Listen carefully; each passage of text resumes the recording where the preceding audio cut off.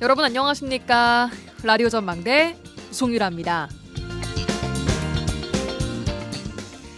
대통령의 국무회의 발언이 날마다 화제입니다. 최근 신안군의 햇빛연금 제도를 극찬하면서 나라의 운명을 가르는 큰 사업이라고 했는데요. 담당 국장을 중앙부처로 데려다 쓰는 방안까지 검토해보라고 했죠.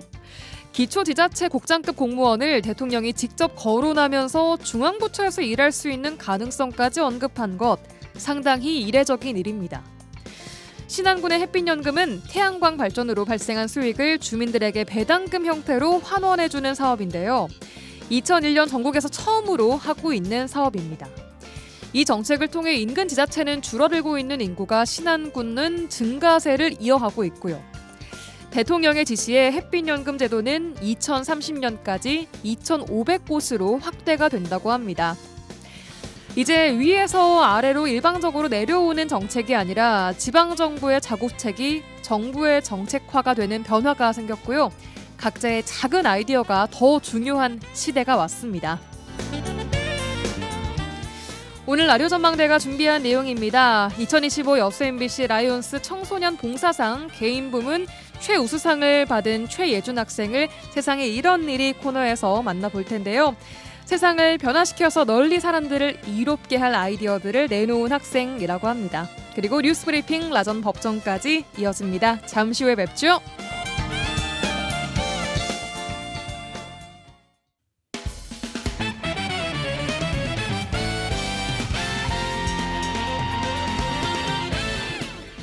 라디오 전망대 12월 17일 수요일 순서 출발합니다. 지역 뉴스부터 들어보겠습니다. 뉴스브리핑 GBS 뉴스의 차범준 편집국장 전화 연결돼 있습니다. 나와 계십니까?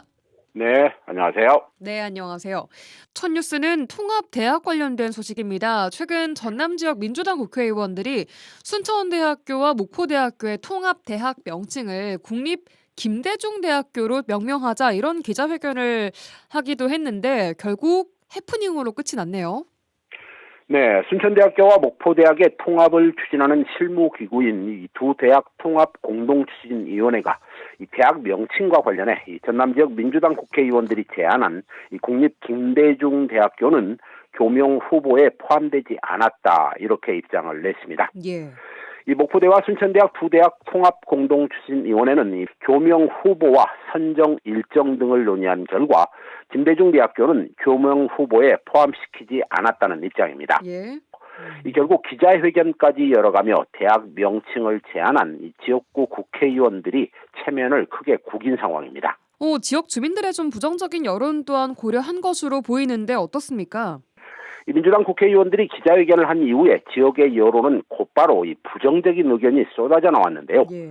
우리나라 국립대학 중 이 특정 인물의 이름을 교명으로 사용하는 사례가 없고 또 김 전 대통령의 이름이 들어간 대학이 과연 학생과 학부모들의 공감을 얻을 수 있을지 부정적이다, 예. 또 미지수다 예. 이런 반응들이 지역에서 나왔습니다. 네. 이 지역 주민들의 이런 부정적인 의견이 감지되자 기자회견에 참여했던 일부 국회의원들은 이 공모나 심사, 투표, 또 교육부 확정이라는 공식 절차 속에서 이 충분히 검토되기를 바라는 공적 의견에 제시했다며 이 정치적인 압력이나 개입이 아닌 양 대학 구성원들의 판단과 교육부의 심의를 존중하겠다 이렇게 한 발 물러서는 모습을 보였습니다. 네. 현재까지 통합대학의 교명 최종 후보로는 전라국립대학교 또 전남국립연합대학교가 두 개가 올라와 있고 오늘 좀 구성원들의 선호도를 조사한 것으로 알려지고 있는데 어떤 것으로 최종 결정이 될지 좀 지켜봐야 될 것 같고요. 또 이 주민들을 대표하는 지역 정치인들의 판단 또 언행은 조금 더 신중해질 필요가 있지 않나. 또 특히 교육 관련해서는 더 그렇지 않나 싶은 생각이 듭니다. 다음은 광양 소식 듣겠습니다. 광양시 의회가 최근 지역 곳곳에서 추진 중인 주요 현안 사업들에 대해서 시 집행부를 대상으로 투명한 정보 공개 또 주민 소통을 요구했습니다. 이렇게 시의회 공개적인 입장 표명은 상당히 이례적인 상황이라고요. 네, 광양시 의회가 연말 정기회 과정에서 이례적으로 시 집행부를 대상으로 공식 입장문을 냈습니다. 네. 이 광양시 의회는 입장문을 통해 광양시 집행부가 추진하고 있는 친환경 자원 순환단지 설치 사업이나 또 중금대교 건설 사업, 연포 일반 산업단지 조성 사업 등 지역의 굵직한 개발 사업 등에 대해 시민 신뢰 그리고 공동체의 화합을 통해 사업이 추진되어야 한다 이렇게 주문했습니다. 예. 이 광양시 의회가 지적한 일부 지역의 현안 사업들은 광양시의 사업 진행 과정에서 입지 선정의 적정성에 대한 시비가 일었고 또 환경이나 안전, 교통 여건 악화 우려 등 각종 잡음이 끊이지 않고 있고 예. 또 일부 사업은 주민들 간의 찬반 여론이 엇갈리면서 갈등의 골까지 깊어지고 있는 상황입니다. 예. 이 광양시 의회는 집행부를 향해 사업 내용이나 추진 절차를 투명하게 공개할 것을 주문했고 주민 설명이나 충분한 소통을 통해 다양한 의견을 반영하고 관련 법령이나 절차에 따라 공정하고 책임 있게 사업을 추진할 것을 강력하게 촉구한다 이렇게 입장을 냈습니다. 앞으로 광양시의 주요 현안 사업 전반을 세밀하게 검증하겠다 이런 의지로 보입니다. 예. 광양 소식 좀 들어봤고요. 다음은 여수 소식 마지막으로 들어보겠습니다. 여수시가 이 웅천 이순신 마리나에 설치된 요트 수리를 위한 크레인 시설에 대해서 사용 중지 명령을 내렸는데 이게 지난 10년 동안 안전 점검을 하지 않았다 이런 사실이 알려져서 논란이 되고 있어요. 네, 여수시가 이순신 마리나에 설치된 안전과 직결된 크레인 시설물에 대해 10년 동안이나 안전 점검을 실시하지 않고 있다가 뒤늦게 이 운영 중지 조치를 내린 사실이 알려지면서 이 안전 불감 행정이 아니냐 이런 비판을 받고 있습니다. 네. 여수시는 최근 이순신 마리나에 설치된 요트 수리 크레인 시설에 대해 갑자기 운영 중단 명령을 내렸는데요. 여수시는 해당 시설물이 안전 인증 검사를 받지 않아 그 절차를 거치기 위해서는 필요한 조치다 이런 입장을 보이고 있습니다. 네. 이 문제는 이번에 여수시가 운행 중지 조치를 내린 크레인이 지난 2016년 이순신 마리나가 개장한 이후 지난 10년 동안 한 차례도 안전 검사를 진행하지 않았다는 것인데요.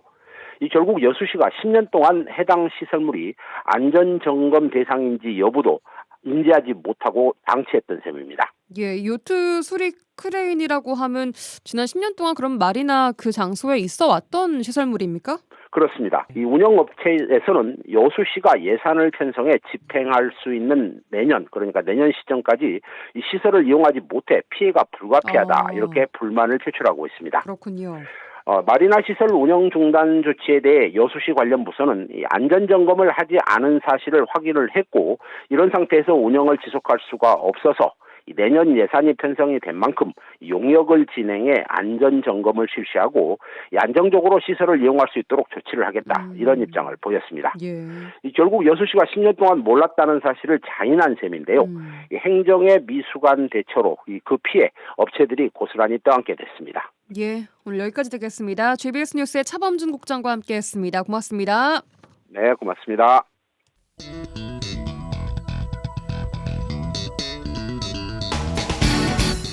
예생각만 옳은 것은 아니다. 이런 주장도 있다. 이슈를 바라보는 눈을 키워드립니다. 라디오 전망대 라전 법정 시간입니다. 오늘도 두 분 변호사와 함께하겠습니다. 이결아 송하진 변호사 어서 오십시오. 네, 안녕하세요. 안녕하세요. 네, 반갑습니다. 반갑습니다. 네. 한 주간 또 어떻게 잘 연말을 나셨습니까? 그러니까요. 연말이다 보니까 이래저래 술자리도 많고 약속도 많고 그렇습니다. 그러니까 참 힘드네요. 힘드신 거 맞아요. 네. 열심히 또 즐기고는 있는데 한 해를 마무리하는 시점에 예. 또 해를 예. 넘기기 전에 또 만나야 될 사람들도 또 있고 그런 거 아니겠습니까? 이게 또 평소에 안 만나다가도 네. 연말 되면 한번 우리가 봐야지 하던 그 밀어놓은 약속들을 약간 처리하는 느낌으로 그렇습니다. 모임이 많아지는 그렇죠. 시기인 것 같긴 합니다. 송년회도 하시고 신년회도 예. 하시고 이제 그렇게 해야죠. 네. 보통 이 변호사님 이 같이 동석하지 않으십니까? 아니요, 부부 아니요. 모임 이런데. 아유, 굳이 근데 뭐 각자 챙겨야 될 경기를 사람들이 또 일으키시네. 있고요. 아니 뭐 집- 그렇게까지 경기를 일으키세요. 집에서 같이 또 보는데 또 밖에서 또 굳이 네. 이렇게 같이 각자. 일터도 같이 보시고 각자 역할이 하니까. 있으니까. 네. 누군가는 가정을 좀 지켜야 되지 않을까요? 그리고 돌아가면서 하는 거죠 이렇게. 네. 예. 아 좋습니다. 자 오늘 화제의 판결부터 바로 들어가 보도록 하겠습니다. 조은석 내란 특검이 기소한 사건의 첫 판결 내용. 안 다뤄볼 수 없겠습니다. 노상원 씨에게 이제 첫 판결 나왔는데 징역 2년 선고가 나왔습니다. 이 얘기부터 좀 들어보도록 하죠. 예, 뭐 노상원 씨는 그 정보사 요원들의 인적 사항을 불법으로 취득한 혐의와 이제 진급을 시켜주겠다며 이제 금품을 받은 혐의, 이 이제 두 가지 큰 혐의로 이제 모두 유죄가 인정돼서요. 네. 징역 2년에 추징금 2,490만 원을 선고받았습니다. 예. 네, 이 노상원이라는 인물 상당히 좀 흥미로운 인물인데 12.3 비상계엄을 사실상 설계를 했다. 네, 네. 이런 분석이 좀 나오고 있는 이게 좀 전반적인 여론인 것 같습니다. 네, 그렇습니다. 일단 이 노상원 씨는 2018년에 성추행 사건으로 불명예 전역을 한 전직 군인이에요. 그리고 이제 전 정보사령관의 지위에 있었는데 전역 후에는 이제 무속인으로 활동한 것으로 지금 알려져 있는 그런 인물입니다. 예.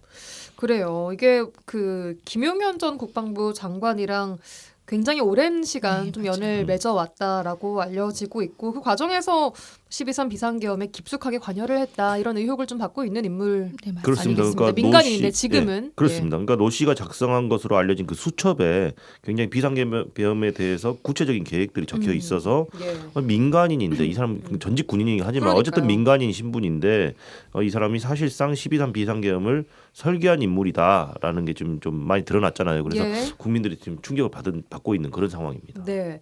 자, 이번 판결 어떤 사건에 대한 판결인지 좀 보겠습니다. 예, 세부적으로 좀 말씀을 드리면 그 정보사 요원들의 인적 사항을 불법으로 취득했다. 개인정보 보호법 위반이고요.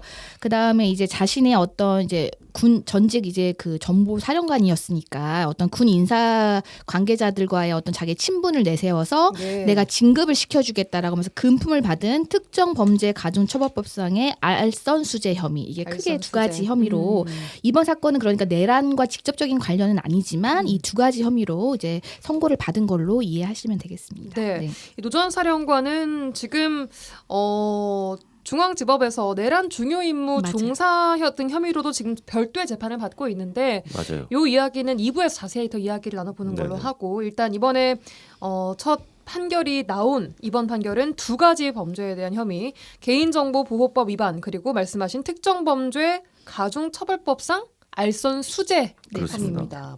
자, 이게 하나하나 어떤 혐의였는지 좀 구체적으로 보겠습니다. 개인정보보호법 위반.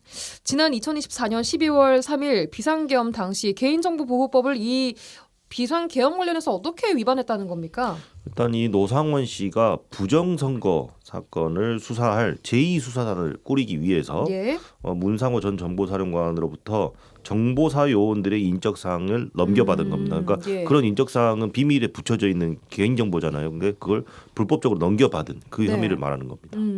이 제2수사단을 꾸리기 위함이었다라고 했는데 이 제2수사단 요 말이 많습니다. 네. 이 수사단의 임무는 뭐였을까요? 뭐 윤 전 대통령이 꾸준히 이제 제기하고 있는 그 부정선거 의혹입니다. 이제 이 부정선거 의혹을 수사하기 위한 계엄사령부 산하의 그 이제 합동수사본부의 제2수사단을 이제 구성할 목적으로 예. 이제 정보사령부에 있는 이런 요원들의 인적 사항을 이제 확보하려고 한 것이죠. 예, 이게 뭐 공식 수사 기구는 아니지 아니죠. 않습니까? 그러니까 그렇죠. 꾸리려고 한 거죠. 전담 어떤 이런 수사 조직을. 그러니까 비공식 이런 수사 조직을 꾸리려고 네. 시도를 했다. 그리고 이게 뭐 계엄 선포까지 좀 기여를 하기도 했다라고 좀 특검은 그렇습니다. 보고 네. 있는데 이 정보사 요원들의 인적 사항을 받았다라는 건데 어떤 루트를 통해서 전달이 된 걸까요? 전 정보사령관이었던 문상호 씨로부터 이런 요원들의 인적 사항을 넘겨받았다라고 예. 지금 그렇게 판단이 됐죠. 어쨌든 이게 군 내부의 정보가 그렇습니다. 외부 민간인에게 네. 맞아요. 빠져나갔다라는 것이 저희가 뭐 지난주에도 계속 얘기했던 개인정보 유출 같은 비슷한 그런 개인정보보호법 위반으로 지금 혐의를 받고 있습니다. 자, 노상원 씨는 당시 이제 대량 탈북을 대비하려고 인적사항을 넘겨받았다라고 주장을 했지 않습니까? 이게 무슨 말일까요? 이제 뭐 노상원 씨는 자기가 이렇게 개인 이제 그 정보사 요원들의 정보를 받은 것은 이런 뭐 제2수사단을 구성할 그런 목적이 아니라 이제 검찰이 그러니까 특검이 얘기하는 그런 목적이 아니라 네. 뭐 대량 탈북을 뭐 이제 대비하기 위한 거다라고 했는데 이와 같은 노 씨의 주장에 대해서 지금 1심 재판부는 개인정보 취득 및 인원 선발의 목적은 대량 탈북 사태 대비가 아닌 계엄 사건을 대비한 수사단 구성이라는 점이 인정이 예. 된다라고 이제 재판부는 이제 노 씨의 주장을 인정하지 않은 거죠. 네, 여기까지가 이제 개인정보보호법 위반 관련된 것이고 또 적용된 혐의 하나가 특정범죄 가중처벌법상 알선수재 혐의입니다. 이건 어떤 내용입니까? 이제 노 씨가 전직 군인이지 않습니까? 예. 그래서 이제 군 인사 관련자들과 친분이 있다라는 점을 막 과시하고 내세웠나 봐요. 그러면서 지난해 8월부터 10월까지 전 정보사 김봉규 대령에게 예. 대령이니까 다음 진급이 준장이잖아요. 원스타 진급을 그리고 9.3회 전 육군 이 기갑 여단장에게 준장에게 투스타 소장 진급을 도와주겠다라고 하면서 금품을 요구해서 예. 김 대령으로부터는 현금 1,500만 원과 상품권 600만 원 그리고 구준장으로부터는 현금 500만 원을 받은 혐의였습니다. 예, 이게 청탁이 실제로 그렇게 이루어졌습니까? 청탁 자체는 실패로 예, 청탁 알선 자체는 실패로 그래서 그게 양형에 좀 반영이 된 네. 것 같더라고요. 네. 어쨌든 금품이 오간 것은 그건 맞아요. 사실이고요. 네, 인정됐죠. 네. 알겠습니다. 자, 이번 판결에서 재판부가 12.3 비상계엄을 위헌위법하다라는 판단까지 함께 내렸다고요? 그렇습니다. 그러니까 이 사건은 그 노상원 씨가 개인정보보호법을 위반했는지 알선수재 혐의가 있는지 없는지 하는 재판이긴 하지만 예, 아까 말씀드렸던 것처럼 내란 혐의하고도 지금 결련이 돼 있고 그럼요. 이 결과적으로는 이 내란까지 이어졌잖아요. 예. 그래서 판결 이유 속에 내란이 위헌인지 위법한지 여부에 대해서 판단이 좀 들어가 있어요. 그래서 재판부에서는 뭐라고 했냐면 예. 계엄 선포의 요건이 갖추어졌는지 여부와 무관하게 계엄을 선포할 것을 계획하고 이를 준비, 수행하는 행위는 명백히 위헌적이고 위법한 행위에 해당한다라고도 하고 예. 그 결과적으로 실제 계엄이 선포되는 그 단계까지 이룰 수 있도록 하는 동력 중에 하나가 된 것이다. 그래서 이런 위헌 위법적인 비상계엄 선포라는 중대하고 엄중한 결과가 실제로 야기되었다라고 이제 판결 이유에서 설시를 했습니다. 그러니까 이 노상원 전 사령관의 이 범행들이 비상계엄 선포의 동력 중에 하나다라고 그렇습니다. 얘기를 규정을 한 거예요. 네, 그리고 그렇습니다. 이제 재판부는 이 계엄에 대해서 예. 아무런 실체적 요건을 갖추지 못하였다라는 표현을 썼어요. 네. 그러니까 이 계엄 자체가 실체적인 요건을 갖춰야 되는데 그런 요건을 갖추지 못한 계엄이니까 그게 이제 위헌이고 위법한다는 얘기잖아요. 예. 그런데 노 씨의 이런 행위는 이러한 동력이 되었다. 이러한 위헌적이고 위법한 계엄의 동력이 되었다라고 하면서 이제 네. 그 비난 가능성이 크다라는 거를 이제 또 양형의 하나의 요소로 이제 설시를 한 거죠. 예, 그래서 이제 노 전 사령관은 징역 2년 실형에 또 추징 2,490만 원 선고가 나왔습니다. 근데 이게 특검 구형보다는 좀 낮은 거였다고요? 구형은 3년 정도였고 이제 추징금은 거의 비슷하게 나왔는데요. 네. 이제 낮은 형량이 나온 이유는 일단은 그 노 씨를 제외하고는 그 정보 이제 그 요원의 명단이나 이런 정보들이 군 예. 외부로는 유출된 사정은 좀 인정되지 않는다. 예. 그 다음에 이제 아까 그 청탁 알선 같은 경우에는 실패에 그쳤다. 그리고 지금 이제 또 별도로 지금 내란 사건을 재판을 받고 있기 때문에 이게 네. 사건이 병합됐으면 조금 어느 정도 이게 이제 참작이 되거든요. 그래서 네. 그런 걸 여러 가지 고려했을 때 이제 특검이 구형한 형량보다 낮은 형량을 선고한다라고. 예. 그리고 많은 분들이 조금 의아해하시는 경우가 분들이 계신데 뭐냐면 딱 들어봐도 노상원 이 사람 굉장히 나쁜 일을 많이 한 사람인 것 같은데 왜 2년밖에 선고가 안 됐지 이렇게 생각들 하시는데 이 재판은 지금 내란 혐의는 빠져 있어요. 그러니까 개인정보보호법 위반하고 알선수재 혐의에 대해서만 판결이 나온 거고 네. 내란 중요 임무 종사 혐의는 별도로 지금 재판을 받고 있다. 그 점을 좀 이해를 하셔야겠습니다. 그러니까 노상원이라는 인물이 동시에 여러 재판이 지금 진행이 그렇습니다. 되고 있는데 네네. 그 중에 하나 내란 관련된 거는 일단 빠진 네네. 개인정보보호법 위반 그리고 아까 알선수재 그렇습니다. 혐의 요 두 가지로만 판결이 나온 것이 일단 네. 2년 네. 네. 이렇게 나왔다는 거죠. 그렇습니다. 예를 들어서 그럼 추가적으로 내란 관련 재판에도 결과가 막 형량이 나오면 이게 합쳐지는 개념이에요, 나중에? 어떻게 그렇죠. 되는 그 별개로 이제 형을 선고받는 거니까 네. 별개로 이제 각각 집행이 되는데 거예요? 네. 그럼 사실 어떤 문제가 생기냐면은 합쳐서 받았을 때가 더 유리할 수 있어요 피고인에게. 그래서 이번 재판에서도 형량이 네. 약간 낮게 나온 게 내란 별도로 공소 제기된 내란 사건이 병합되지 못한 채 진행된 바 사건이 병합돼서 진행됐을 때 양형 요소들을 고려해서 판결을 한 거라고 이번에도 이유를 밝혔습니다. 그러니까 더 늘어날 것을 좀 그렇죠. 고려해서 예, 그렇습니다. 알겠습니다. 자, 이게 어쨌든 지금 첫 판결인 것인데 앞으로의 내란 재판 선고에 영향을 아무래도 미치게 되겠죠? 어떻게 보세요? 직접적으로 이제 그 내란에 대해서 뭐 이렇게 쟁점으로 판단한 것은 아니지만 아까 네. 말씀드린 대로 이 사건 그 비상계엄 자체를 아무런 실체적 요건을 갖추지 못했다라는 표현이 있었기 때문에 네. 뭐 영향이 있을 거라고 예, 보입니다. 예, 알겠습니다. 일단 2부에서 이제 내란 특검팀의 수사 종료 상황 좀 짚어볼 텐데요. 이어서 이야기를 해보도록 하겠습니다. 광고 듣고 올게요. MBC 라디오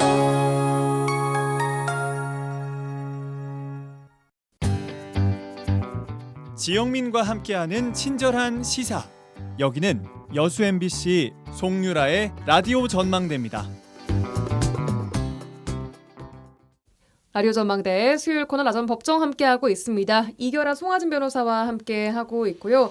자, 이어서 말씀드린 대로 조은석 내란 특검팀의 최종 수사 결과에 대해서 이야기를 해보도록 하겠습니다. 지난 월요일에 조은석 내란 특검팀이 180일간의 수사를 마치고 최종 결과를 좀 발표를 했는데요.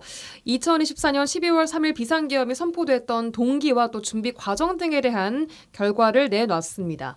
12.3 비상계엄은 윤 전 대통령이 무력을 통한 정치적 반대 세력 제거, 권력 독점 유지, 김건희 여사 사법 리스크 등이 복합적으로 작용한 것으로 결론을 냈는데요. 오늘 두 분과 함께 조금 더 들여다보도록 하죠.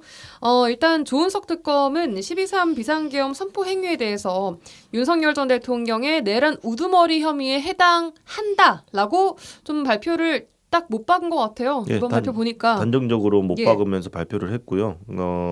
180일 동안 수사를 해서 이제 결과를 발표하는 날이니까 뭔가 이제 결론을 딱 지어놓고 이제 이야기를 하는 거죠. 그래서 네. 뭐라고 했냐면 윤 전 대통령이 권력 독점의 목적을 가지고 군 사령관들을 주도적으로 포섭했다라고 표현을 했습니다. 그리고 네. 40여 년 전에 전두환 노태우 신군부 당시 합동수사본부를 언급하면서 또 역사적 단죄의 필요성도 강조를 했습니다. 예.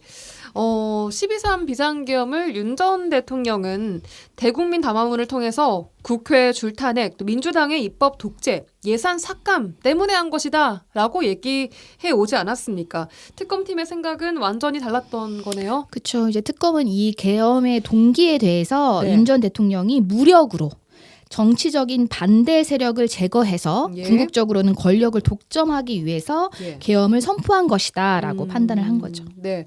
김건희 씨 개입에 대해서 김건희 씨가 과연 이 계엄에 개입을 했는가에 대해서도 얘기를 했죠. 그렇습니다. 이제 특검은 수사 결과 윤 전 대통령의 부인이었던 김건희 씨가 비상계엄 선포에는 관여하지 않았다.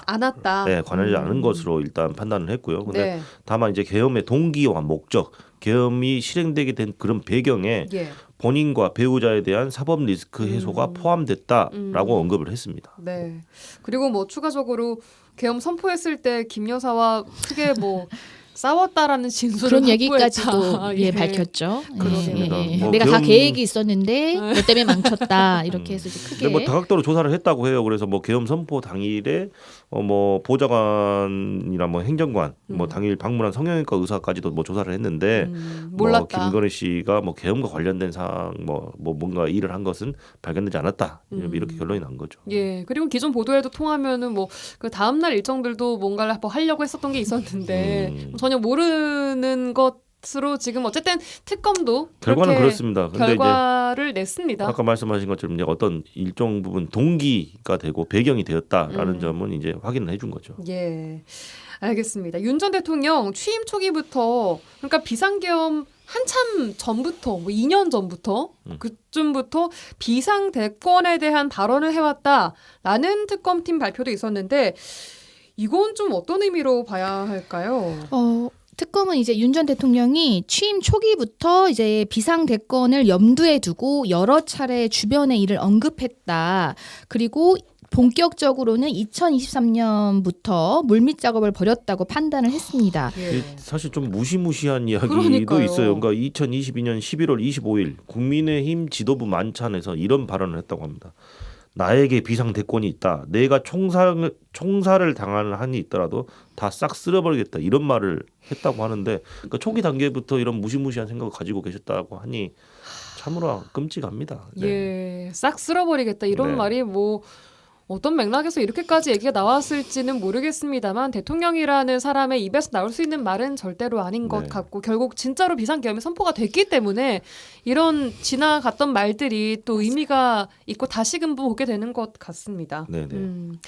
자, 이 정확히 나에게 비상대권이 있다라고 했는데 비상대권이라는 말 무슨 의미입니까? 이게 뭐 헌법에 등장하는 법률 용어입니까? 대한민국 헌법에는 이제 네. 대통령의 고유 권한들이 좀 있는데요. 비상대권이라는 이제 정확하게 이 용어가 있는 것은 아니고 네. 이 비상대권은 어떤 의미로 이해를 하시면 되냐면 대통령의 국가 긴급 발동권의 하나의 양식이다라고 네. 이해를 하시면 되는데 네. 대통령은 천재지변이나 중대한 비상사태에 처한 경우에 국가를 보위하기 위해서 급속한 조치가 필요할 때 국정 전반에 걸쳐서 비상 조치를 할 수 있는 네. 그 권한이거든요. 네. 그래서 이제 물론 이제 이 계엄도 이제 국가 긴급법의 하나의 조치라고 보면 되는 거고요. 그래서 이제 대통령이 지금 뭐 거의 뭐 전쟁이 날 정도로 지금 국가가 긴급한 상황에서 모든 뭐 외교, 내정 모든 것들을 이제 조치를 할 수 있는 게 아주 강력한 권한인 것이죠. 네. 예. 비상대권이 있다라고 이제 본인이 이걸 뭐라고 과시를 했다고 할까요? 진짜 그런 언급들을 봤을 때 그렇죠. 예, 그런 게 좀 느껴집니다.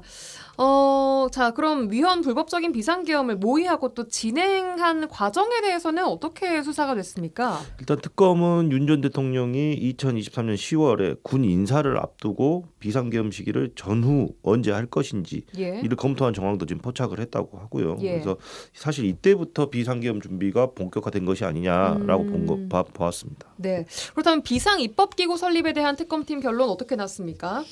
이 비상 입법기구라는 것은 이제 만약에 이제 비상계엄 체제가 돼버리면 과도기 정부 상태가 되는 거잖아요. 예. 그때 설치되는 기구인데요. 이 비상 입법기구라는 용어가 예.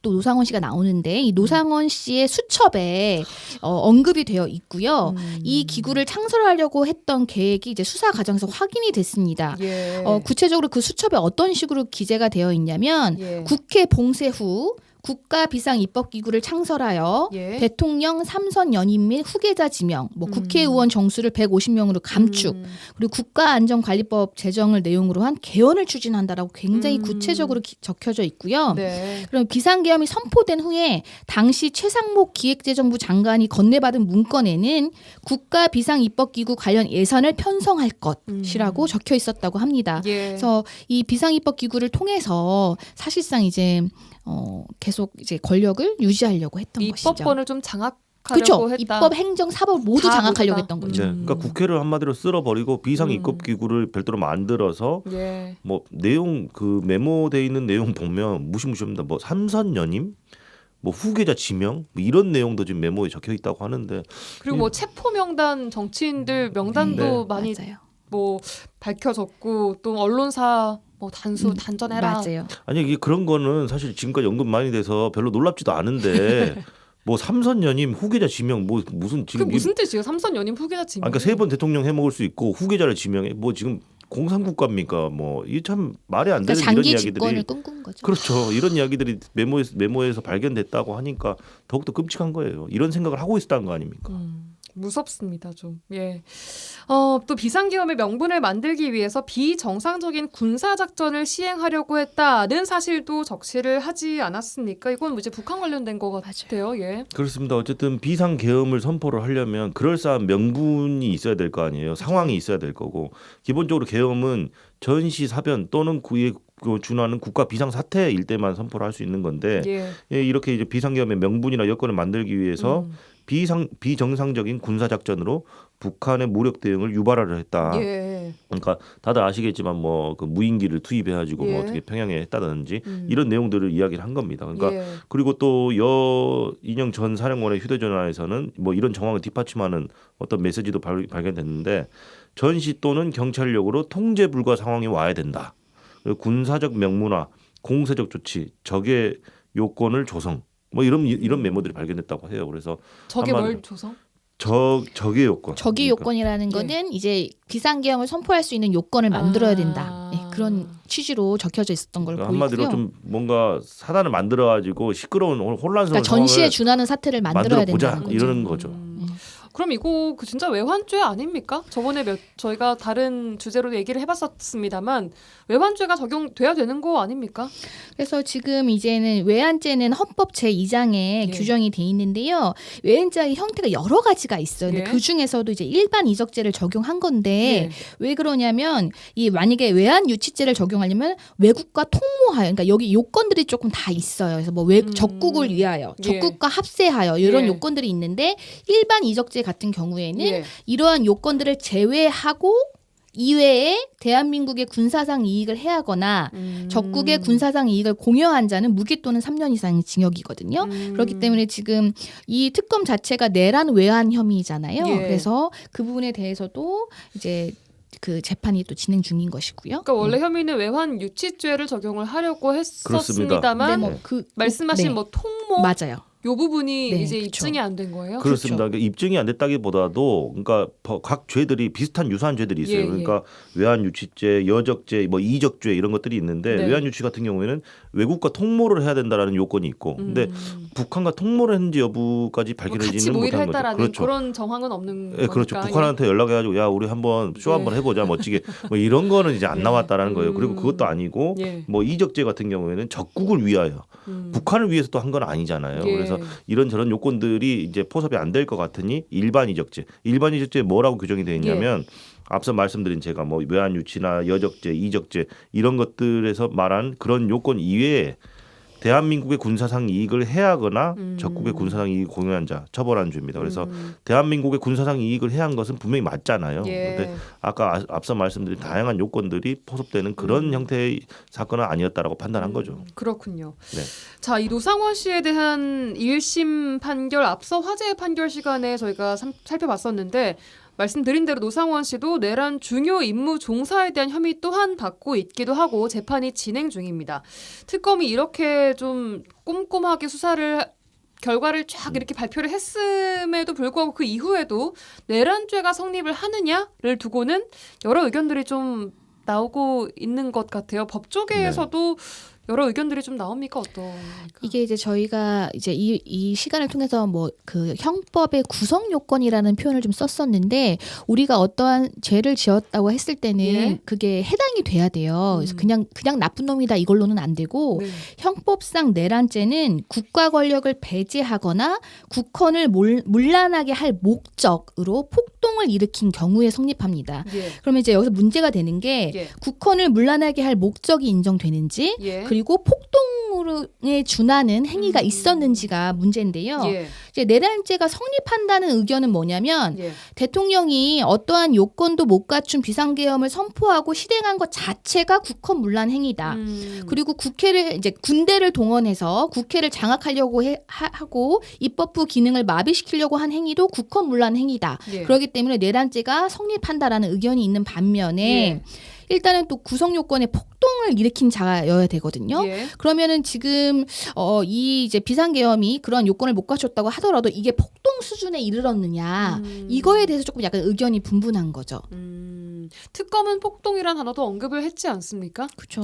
특검에서는 모두 다 인정을 했고 뭐 그 국회 내에 유리창 깨고 국회 내에 군인들 투입시켜가지고 끌어내려고 했던 것이 국회의원이 분명하다. 그래서 이거 폭동에 해당한다라고 본 것입니다. 근데 결국에는 그 국회의원들을 체포하려고 했다라는 거에 대해서 굉장히 다투잖아요. 윤 전 대통령이요. 자기는 지시한 적도 없다고 하고 그냥 질서 유지였다 차원이었다라고 하는 것이 무엇이냐면 실제 국회의 권능 행사를 즉 국회의원을 체포하려고 했는지가 있었는지에 따라서 이 폭동도 인정이 될 수가 있기 때문에 결국에는 그 부분이 이제 국회 권능 행사 저지 시도가 있었는지가 쟁점이 될 것 같아요. 그래서 뭐 그냥 지금 이제 이게 실제로 폭동 수준에 이르렀느냐에 대해서 이제 다툼이 있는 거는 뭐 이제 우리가 다 뉴스로 보기는 했지만 이게 폭동 수준이냐에 의견이 있는 건데 결국에 체포 시도가 있었다고 하면 뭐 폭동 수준이라고 볼 수 있는 여지가 더 가능성이 높아지는 거죠.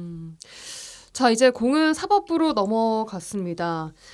예고된 대로 내년 1월쯤에 좀 판단이 나올까요? 어떻게 보십니까? 일단 그렇게 지금 발표를 했죠 이미. 그래서 내란 특검이 추가 기소한 윤 전 대통령의 체포 방해 및 국무위원 심의 의결권 침해 혐의 사건의 선고는 1월 16일로 확정적으로 발표가 된 상황이고요. 네. 그리고 내란 우두머리 혐의 재판도 내년 1월 초에 마무리가 될 예정이라고 지금 예정입니다. 일단은 예. 확정적인 건 아닌데 예. 그리고 예정대로 결심 공판이 이루어지면은 1심 선고는 2월 중에는 나오지 않을까 싶고 좀 어쨌든 1심 판결들이 곧이어서 이제 3월 그러니까 2월 중순 인사이동 기간 법원의 인사이동 기간 전에 어쨌든 다 마무리가 될 것으로 보인다라고 이제 이제 한덕수 전망이죠. 총리에 대한 이제 전 총리에 대한 이제 선고도 예정되어 있기 때문에 거기서 이제 내란 여부를 판단할 수밖에 없는 그런 지점이 네. 있어서 이제 뭐 1월 아니면 어느 예. 정도 예. 이제 국민들이 좀 납득할 수 있는 뭐 그런 음. 결론이 나오지 않을까. 네. 근데 이제 그 말씀하신 게 다 1심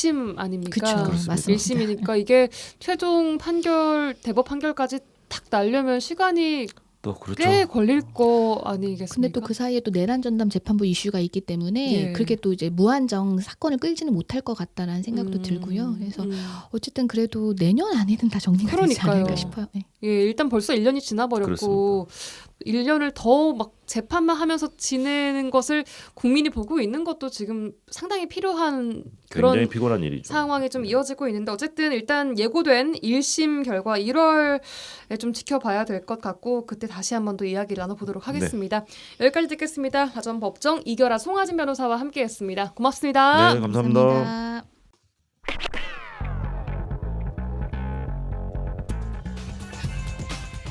세상에 이런 일이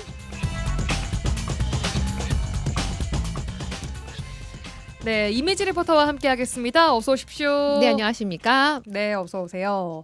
자, 이제 연말이 되면서 곳곳에서 연말이구나 좀 느껴지는 게 나눔, 봉사 이런 말들이 많이 좀 나오고 있습니다. 네. 훈훈한 소식들이 막 들려오고 있어요. 네. 이런 소식들은요, 차가웠던 세상을 조금 따뜻하게 한 손난로 같은 건데요. 저희 여수 MBC에서는 연말마다 이렇게 세상을 따뜻하게 하는 주인공들을 찾습니다. 네. 지난 15일 여수 MBC 공개홀에서는 2025 여수 MBC 라이온스 청소년 봉사사 시상식이 있었습니다. 네. 여기서 단체 부분과 개인 부분으로 나눠 수상을 했는데요. 수상자는 초등학생부터 대학생까지였습니다. 청소년 대상이어서 네. 예. 이들은 평소 신분은 학생이지만요. 부캐라고 하죠. 또 다른 캐릭터로 이웃들에게 나눔을 실천하는 봉사자들인데요. 개인 부분 최우수상 수상자인 올해 수상자 중 최연소 수상자인 최예준 군을 만나봤습니다. 2025 여수 MBC 라이온스 청소년 봉사상 개인 부문 우수상 좌야초등학교 최예준. 저에게 있어서 봉사라는 것은 물론 개개인을 위한 봉사도 매우 중요한 봉사입니다. 하지만 이 개개인의 봉사뿐만 아니라 사회 전체가 공동의 이익을 받을 수 있고 또 이에 따라서 우리가 현실적으로 느낄 수 있는 봉사 또한 중요한 봉사라고 생각해서 지금 현재 정책 제안이나 또는 청소년과 아동의 권익을 위한 여러 활동들을 하고 있습니다. 네, 아우 너무 똘똘하죠. 그렇죠. 제가 이날 시상식 사회를 좀 봤는데 네. 또렷하게 기억이 납니다. 아주 똘똘한 얼굴 목소리로 수상 소감을 발표하는데 초등학생이 맞나 싶을 정도로 네. 말을 굉장히 조리 있게 아주 멋지게 똑부러지게 잘했습니다. 네. 이 예준 군은 어떤 봉사들을 해왔길래 이런 봉사상을 받았나요? 예준 군은요, 순천시 청소년 문화의 집에서 여러 활동을 하면서 봉사를 했다고 합니다. 소방서에서 근무하는 분들에게 호두 과자를 전달하든지 오호. 또 단체에서 하는 봉사활동을 하면서 이 점차 봉사활동을 넓혀갔는데요. 특정인을 위한 개인적인 봉사도 있었지만요. 특히 많은 이들에게 혜택이 돌아갈 수 있는 봉사를 넓혀갔다고 합니다. 그 중에 하나가 이 전남이나 전국위원회에 직접 참여해서 전국의 청소년이나 이 아동들을 위한 정책 제안에 고민했다고 합니다. 일단은 정책 중에서 기억에 남는 정책으로는 시장을 과연 청소년들이 쉽게 이용할 수 있고 청소년들의 문화의 장으로 만들면 어떨까라는 생각을 하여서 청소년들을 위한 여러 시설 같은 거를 시장과 같이 배치하여서 청년시장이라는 것을 활성화하는 정책을 제안했던 적이 있습니다. 청소년들이 쉽게 사용할 수 있는 문화시설 중에 많은 청소년들이 생각보다 헬스장을 많이 이용하더라고요. 그래서 헬스장을 연목시켜가지고 시장에서 운동시설이라든지 아니면 시장에서 할 수 있는 쿠키 만들기 활동이라든지 시장에서 청소년들의 문화의 장을 만들고 또 지역 경제도 활성화시킬 수 있는 그러한 편의시설을 만들려고 노력했던 것 같습니다. 와, 지금 방송 듣고 계신 많은 어른들 그리고 또 우리 지역에 계신 시의원들, 도의원분들 좀 약간 네. 긴장하셔야 될 것 같습니다. 눈여겨보셔야 됩니다. 예. 네.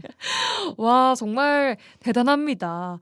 우리가 보통 청소년 봉사활동이라고 하면 어려운 이웃을 위한 뭐 나눔 활동, 네. 뭐 쓰레기 줍기 이런 것들을 떠올리기 쉬운데 예중군은 이 봉사의 개념을 뭐 전혀 다르게 굉장히 좀 대의적으로 생각하고 있는 것 같아요. 네, 맞아요. 그러니까 이렇게 시장에서 청소년들이 함께 할 수 있는 이게 문화의 장을 만들어서 지역 경제도 활성화할 수 있는 이 정책들처럼요. 정책. 와, 네. 정말 그러니까 예. 누군가에게 물질적으로는 육체적 도움이 되는 봉사뿐 아니라 많은 이들이 함께 누릴 수 있는 정책으로 봉사를 한다는 겁니다. 그러니까 전혀 다른 개념의 봉사를 이루어가는 거죠. 예. 봉사라는 것은 도움이라는 건 맞습니다. 하지만 사람들이 살아가기 위해서는 누구나 도움이 필요합니다. 또 그러기 위해서 도움을 나누죠. 그래서 저는 특수한 사람들이라든지 아니면은 몇몇 개개인을 위한 봉사뿐만 아니라 모두가 필요한 도움이기 때문에 모두에게 실천할 수 있는 봉사가 오히려 중요하다고 생각하였습니다. 개개인 예를 들어서 20+20보다 1+1+1+ 모두가 함께하는 봉사도 중요하듯이 모두에게 돌아가는 봉사도 중요하다고 생각했기 때문에 어떻게 초등학생 머리에서 이런 생각이 나올 수가 있는 건지 네. 들으면 들을수록 그 인터뷰 컷이 한 개 나올 때마다 놀랍습니다. 네, 맞아요. 와, 정말 기특해요. 네, 맞아요. 저도 참 궁금했어요. 6학년 학생이 누군가를 돕는 간단한 봉사를 넘어서 정책으로 정책으로. 네, 봉사를 한다 했을까? 근데 예준군은요. 개인을 위한 봉사가 아닌 모두가 누릴 수 있는 편리함을 위해서 정책을 만들었을 때 봉사만큼이나 굉장히 큰 보람을 느꼈다고 해요. 그러니까 그런 것들이 정책을 고민하는 발판이 됐다고 합니다. 일단 제일 처음에 제가 정책 제안을 하기 전에는 그냥 지금 평범하게 누리고 있는 법들 있잖아요. 이 법들이 크게 그냥 국회에서 만들면 되는 거 아닌가 이렇게 생각했어요. 근데 생각을 해보면은 이거를 법을 제일 처음에 만들 때 우리 아이디어로 되는 것이 아니라 많은 곳들의 승인도 받아야 되고 법 만드는 게 참 어려웠단 말이에요. 그렇다면은 이 정책 제안을 처음 생각하게 된 법을 계속 만들게 된 이유는 하나로 따지면은 아마 권익일 거예요. 제가 만든 법이 실생활에서 적용되고 있고 이에 따라 사람들이 편리함을 느끼네. 어쩌면 봉사에서 느끼는 행복이 이걸 수도 있겠다고 생각했거든요. 근데 개개인을 위한 봉사도 중요하지만 이 봉사는 특정 사람들에게서 나오는 행복이지만 이 법이라는 것은 힘든 사람들뿐만 아니라 모두에게 적용될 수 있는 거잖아요. 그렇기 때문에 계속 법 같은 걸 제정했고 제안하는 것에 흥미를 두게 된 거 아닌가 싶습니다. 예, 권익이라는 말까지 나왔습니다. 네. 이제 입법, 권익. 정말 우리나라 미래가 밝다 이런 생각이 네. 좀 드는데요. 아직도 우리 사회는 봉사 자체가 여유 있을 때 우리가 남을 뭐 돕는 것, 또 학생들은 개인적인 조금 뭐 봉사 점수 이런 것들을 얻기 네. 위한 봉사 점수를 위한 봉사를 하는 경우들도 솔직하게 있습니다. 그렇죠. 예준군도 주위에 이런 친구들을 보면 봉사에 대한 아쉬움을 좀 느끼고 있다고요. 네, 예준군은요. 많은 사람들이 봉사의 참 가치를 깨닫게 된다면 봉사에 대한 인식이 달라질 거라고 생각한다는데요. 또 그런 것들을 느끼지 못한 것을 볼 때 안타깝다고 합니다. 예. 사람들에게 무조건 봉사를 해라 이렇게 강요하는 것이 아니라 먼저 봉사를 할 수 있는 환경을 만들어주고 거기에서 봉사의 의미를 깨닫는다면 봉사에 대한 인식도 많이 달라질 수 있다라고 얘기하더라고요. 자, 이번 봉사상 수상을 하고 나서 예준군 좀 앞으로 어떻게 더 해야겠다라고 소감 밝히던가요? 네, 예준군은요. 일단 이 봉사상 수상에 대해서 수상 자체가 너무 기쁘다고 얘기를 했어요. 네. 그때 정말 아이 같은 모습이었거든요. 봉사하는 게 계속 시너지 효과가 발휘되듯이 이번 상도 하나의 봉사의 시너지 효과가 발휘되어가지고 점점 더 이 봉사라는 것이 계속 이어져 나가게 할 수 있을 것 같습니다. 봉사라는 것은 뭐 착한 마음도 중요하지만 효율적으로 하는 것도 중요하다고 생각해요. 물론 뭐 길바닥에 뭐 예를 들어서 쓰레기가 버려져 있다면은 그 쓰레기를 줍는 사람도 있어요. 그 사람도 충분히 봉사에 대해서 깨닫고 생각한 거예요. 그렇다면 저는 이 쓰레기를 버렸을 때 예를 들어서 처벌이라든지 그런 거에 대한 법안을 만들면서 봉사를 더 효율적이게 할 수 있는 방법을 생각하고 있는 것 같습니다. 네, 이렇게 오늘은 2025 청소년 봉사상 최연소 수상자인 초등학교 6학년 순천 좌야초등학교 최예준 군 인터뷰 좀 들어봤습니다. 참 기특하기도 하고 반성도 많이 되고 배울 점이 참 많은 우리 학생인 것 같고 같이 수상하신 모든 분들에게 다시 한번 진심으로 축하의 말씀을 전합니다. 네, 이렇게 우리 주위에는요 이웃을 위해 다양한 방법으로 봉사하고 있는 이들이 있습니다. 모두가 추운 연말 우리의 마음을 따뜻하게 하는 봉사활동 실천하는 건 어떠실까요? 네, 오늘도 이미지 리포터와 함께 세상에 이런 일이 들어봤습니다. 고맙습니다. 네, 감사합니다. 찬바람이 싸늘하게 올겨울도 출출한 야밤엔 야채 호빵 춥고 피곤할 땐 따끈한 피자 호빵 겨울 데이트엔 달달한 단팥 호빵 우리들의 겨울 홀리 산리호빵.